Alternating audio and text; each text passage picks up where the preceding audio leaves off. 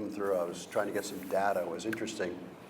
A Lifeway poll that came out back in just August about idolatry in the church. I don't know why they did the poll, and they said listen to this, they said the top 3 idols in an American evangelical church that they found was comfort, security, and approval. That's what they found. I go, well, that's because that's been around since the garden, since the fall in the garden. Anyway, it's interesting. Okay, so right now what I want to do, though, is introduce you to gospel, that was preaching, is gospel coaching. And I'm going to introduce you to the topic. I want to go through a little bit of it with you, and then I'm going to pair you off and have you coach each other. We've lost, let's see, 1, 2. He's coming back, or is he gone? He's coming back, okay. So there'll be 2 of you. There's enough of you to do this off. So I want to talk about coaching. So he makes the case. Here's this renowned surgeon. He says, I wanted to get better. I wanted to improve. I wanted to grow. I wanted to expand the horizon. I wanted to become better at what I was doing. And he found the value in being coached. So I want to talk about gospel coaching. I believe wholeheartedly it's the single most important ingredient in the health and sustainability of Christian leaders. Church Smart Resources is an organization that provides all sorts of educational materials for churches. They said every study that we've done shows that church leaders will do a better job leading their church to health if they have a coach who comes alongside to encourage them, ask questions, offer resources, and hold them accountable. So coaching then, I think, becomes a key to leadership development. Gary Collins wrote a book called Coaching. Coaching, he said, was the key element in producing good leaders. To be a good leader, you must be a good coach. And to be a good coach, you must recognize that coaching is a significant form of leadership. Bob Logan, who was Southern Baptist guru for church planning, all things, and coaching guy, started CoachNet, I think. He said, I'm convinced that coaching is the key to making and multiplying disciples, to raising and reproducing leaders, and to starting and multiplying churches. And then Howard Hendricks from Dallas Theological Seminary said, training without coaching, it's a waste of time. You go through a class and you don't get coached, and you're just absorbing information and you forget it. Like this class, sitting here yesterday for all those hours, not taking any notes, not taking any, just listening and absorbing things. If you'd had a coach who comes alongside of you from this and begins to help you put this into practice, you'll change your learning capability. Coaching, I also think, is a way to expand a leader's span of care. What do I mean by span of care? Somebody take a guess. Nobody wants to be shamed. But take a guess. What's a span of care?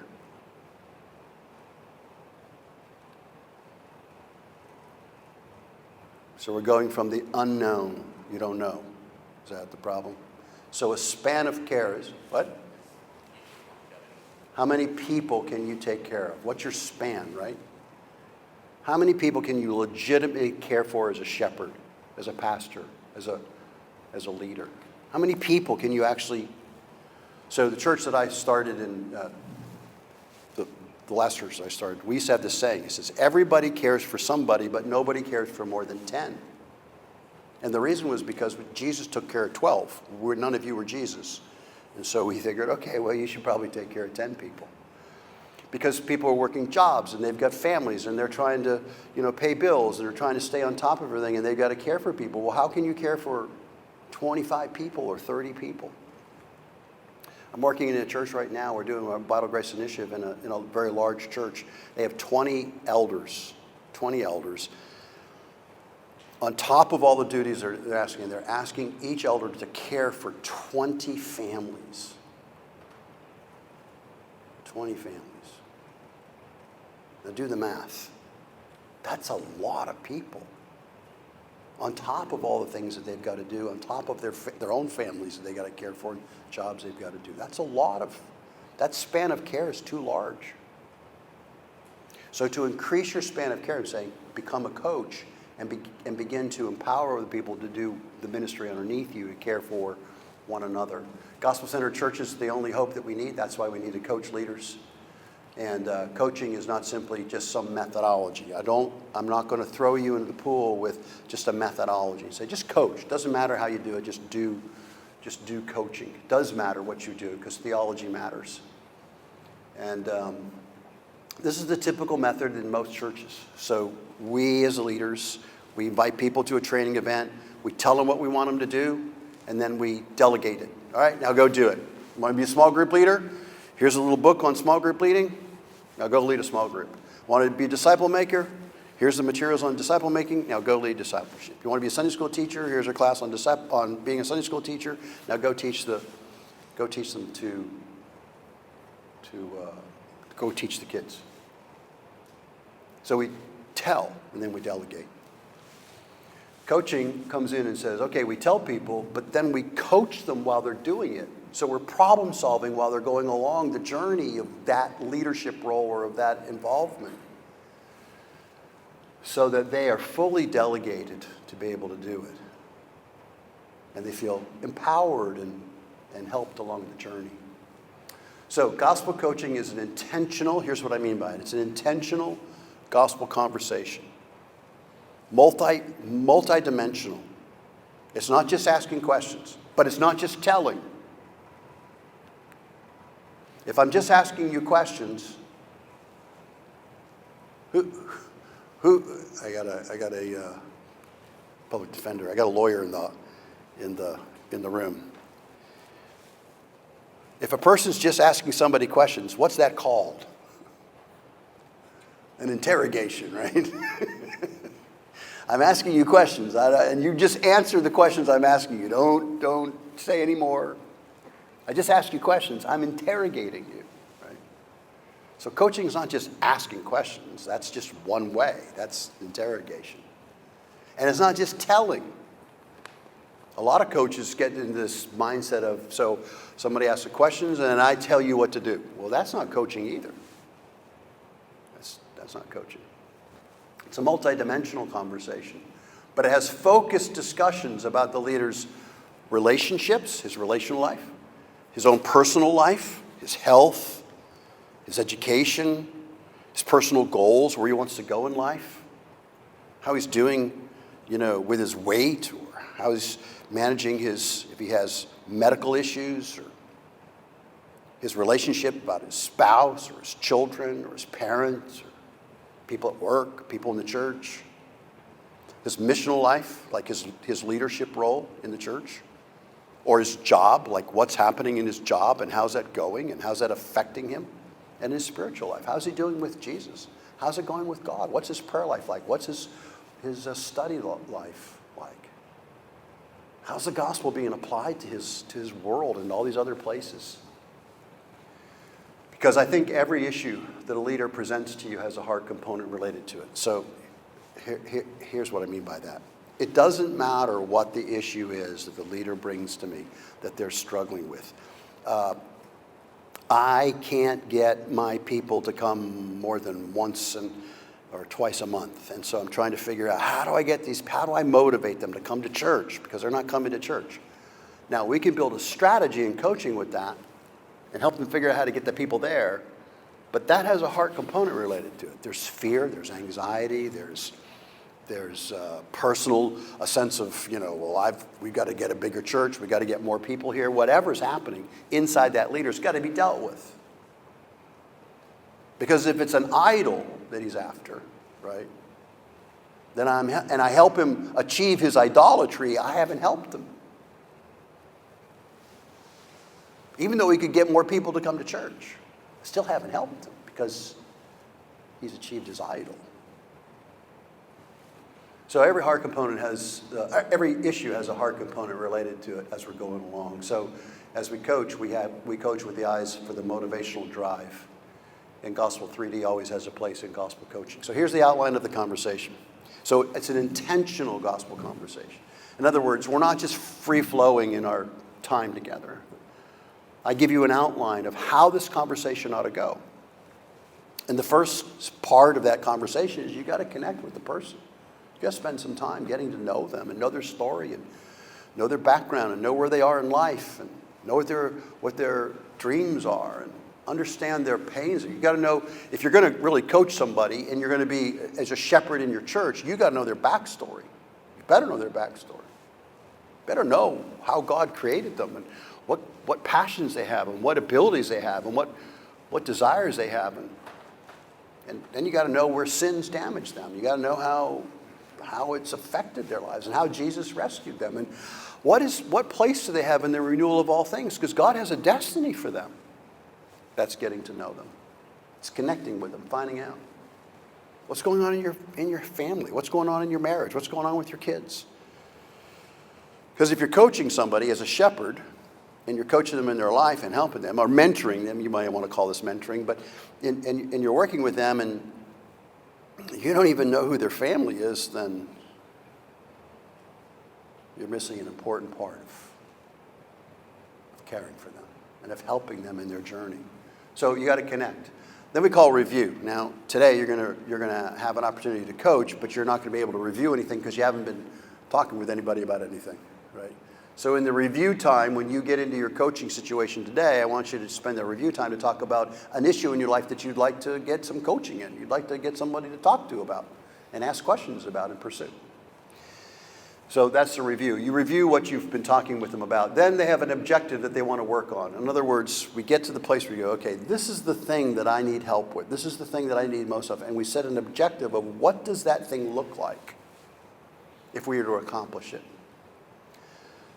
An objective could be, in your personal life, I want to lose 20 pounds.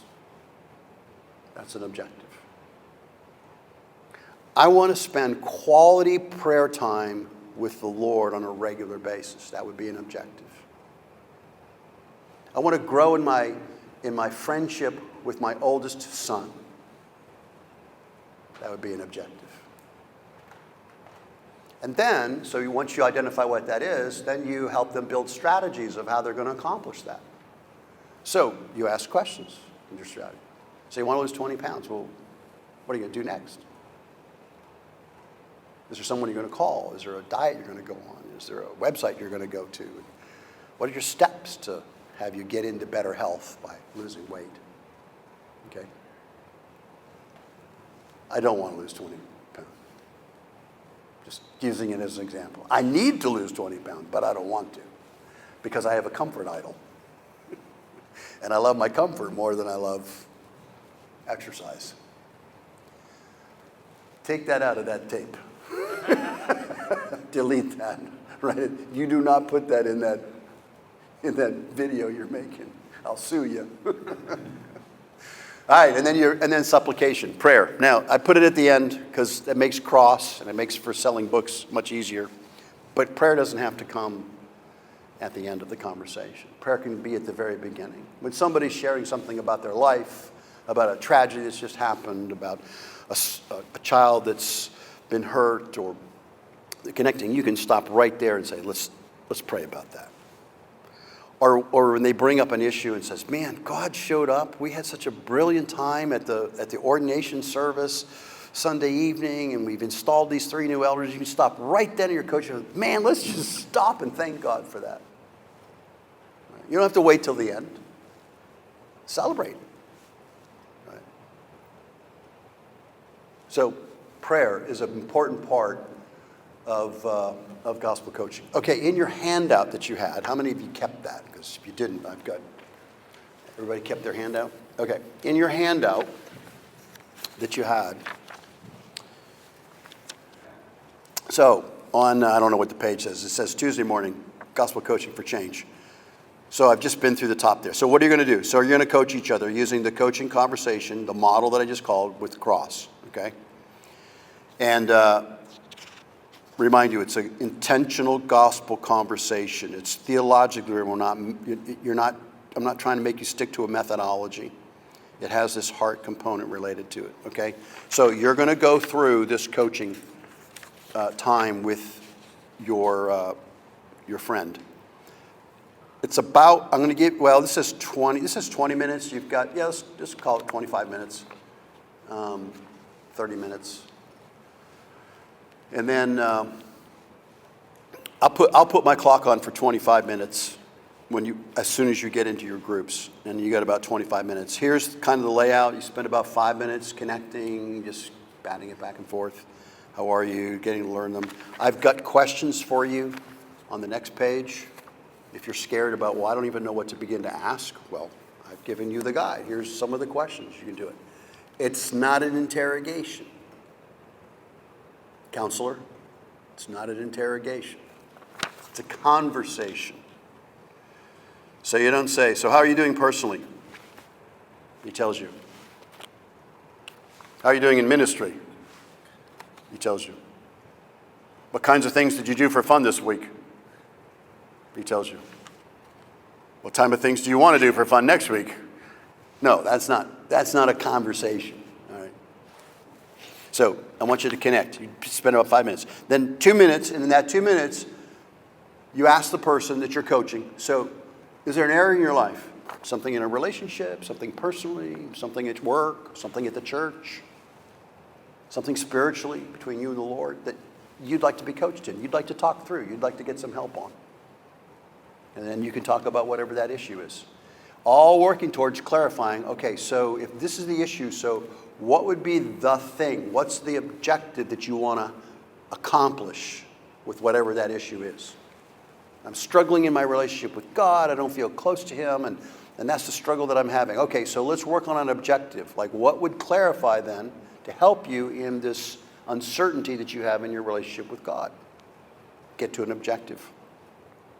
And then that's about 5 minutes, because that does take a lot of work. Then spend about 6 minutes together just exploring some strategies. Well, what can you do about that? Now, let's see, did I give you? Yeah, all right. So on the next page, I've given you the idea. So strategies and tactics, about 6 minutes. They can be, and in business, if you've been in business, you've heard of SMART goals or SMART strategies, right? We've made them a little smarter. But what specifically you're going to do, that would be the S. What's measurable? What can we know, whether quantifiably or qualitatively, it's been accomplished? Is it faith-based? What result do you want to get? When are you going to do this? When are you going to start losing? When are you going to call the person to get that appointment? When are you going to start doing that? And when do you want to be done with it? Is there a subject matter expert that you can ask for help with on this? And then when you accomplish it, how are you going to reward yourself? Okay? So I've given you questions on Connect. The one being coached is going to talk about a major issue. The coach, you learn to listen well, restate, paraphrase, and then get to an objective, and then strategies, and then make sure somewhere throughout the conversation or at the close you spend time praying about what God has laid on your heart. Okay? It's not as difficult as it sounds. We usually teach this in 3 days. I've just given it to you in 3 minutes, so no problem. I'm like Bill. I'm like Paul. I throw people in the deep end of the pool and let them swim. See what happens. Don't worry. You're not going to drown. I promise you. Okay?